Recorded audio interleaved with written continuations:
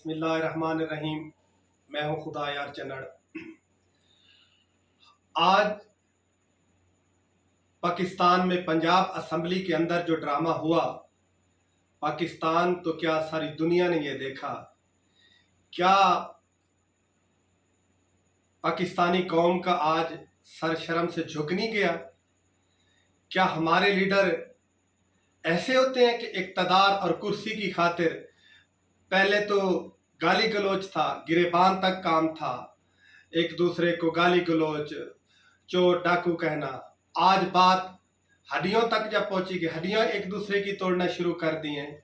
इंतहाई अफसोस हुआ है कि एक वक्त था कि पाकिस्तान के अंदर सियासत जो लोग करते थे एक वज़ादार इज़्ज़तदार घराने करते थे। पाकिस्तान की पुरानियां फैमिलियां उस वक्त जो चाहे जब ये कम पढ़े लिखे लोग थे असम्बलियों के अंदर, चाहे वो पगड़ी बांधते थे या वो नीचे चादर पहनते थे, लेकिन वो इज्जत एहतराम वाले लोग थे, बड़ा वज़ादार लोग थे। चाहे वो एक दूसरे के मुखालिफ होते थे, मुखालिफ पार्टियों में होते थे, लेकिन एक दूसरे का इज्जत एहतराम बड़ा करते थे। मैंने अक्सर देखा है कि जितने भी बड़े आज से 10-20 साल पहले पुराने पार्लियामेंटेरियन एक इज्जतदार घराने का पुराना बुजुर्ग जब असेंबली में आता था तो लोग उठकर उसका इस्तकबाल करते थे। हत्ता कि उस पार्लियामेंटेरियन का मैंने ये देखा है अपनी आंखों से, गोडों पे हाथ रखते लोग मिलते थे। सियासत अपनी अपनी जगह थी, लेकिन वो एक अपनी रवायत को इन लोगों ने कायम रखा हुआ था। इज्जत को एक दूसरे की करते थे। पगड़ी उछाल प्रोग्राम इसके अंदर नहीं था। जब से इस सियासत के अंदर ये सियासत वज़ादार, एक जिम्मेदार, एक ख़ानदानी लोगों से निकलकर एक सरमाएदार के घर चली गई है, उस दिन से ये सियासी इदारे का तबाही और बर्बादी की तरफ चला गया है। पहले तो सियासतदानों की कदर अवाम में भी होती थी और मुख्तलिफ इदारों के अंदर भी होती थी। जब भी सियासतदान सियासी को अवाम के अंदर जाता था उसको बड़ी अदब व एहतराम इज्जत की निगाह से देखा जाता था।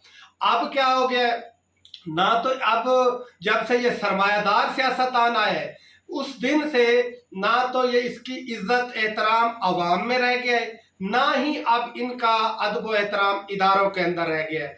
अवाम भी इनको थू थू करती है, इदारों में इनकी कोई इज्जत नहीं है। हत्ता कि जब से ये सोशल मीडिया आया है इसने तो इन सियासत का वैसे ही सत्यानाश इदारे का करके रख दिया है। कुछ कसूर सियासतदानों का अपना है कि इस सियासतदानों ने अपने इदारे को खुद कमज़ोर किया है, खुद ही अपने आप को कमज़ोर किया है। एक दूसरे की पगड़ियां उछाल के, गिरेबान पकड़कर, एक दूसरे के ऊपर बहुतान लगा के खुद इस सियासी इदारे को तबाही की तरफ लेके जा रहे हैं।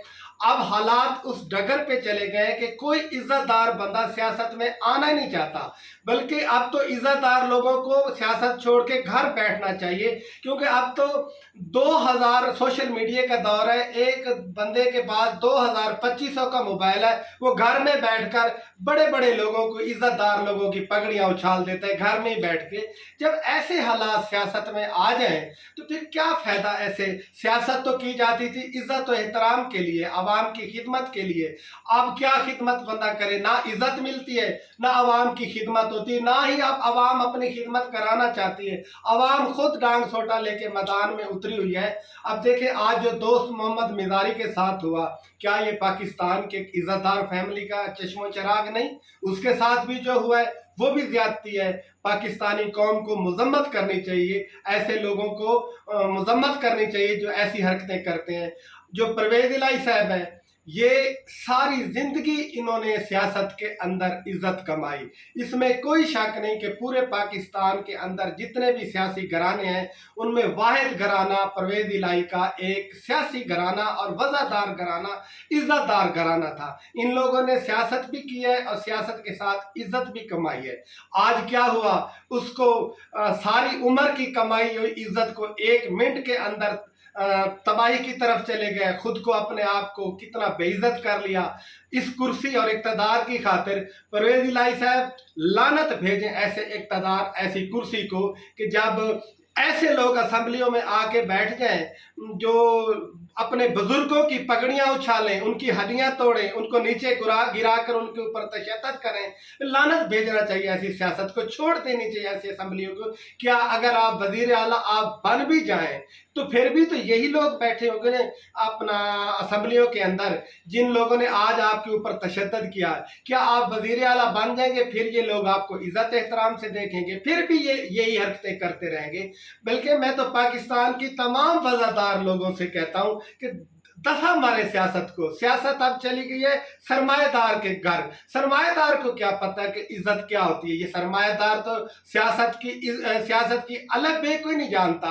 ये तो एक पगड़ी उछाल प्रोग्राम आया हुआ है, यही अब सियासत करेगा।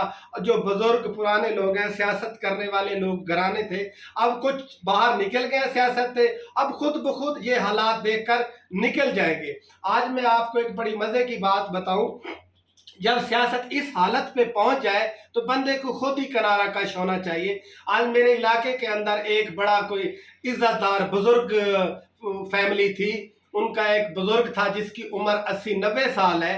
वो चादर भी पहनता है, पगड़ी भी बांधता है, इलाके के अंदर बड़ा एक नाम वाला बंदा है, डेरेदार बंदा, रख रखाव वाला, पर पंचायत वाला।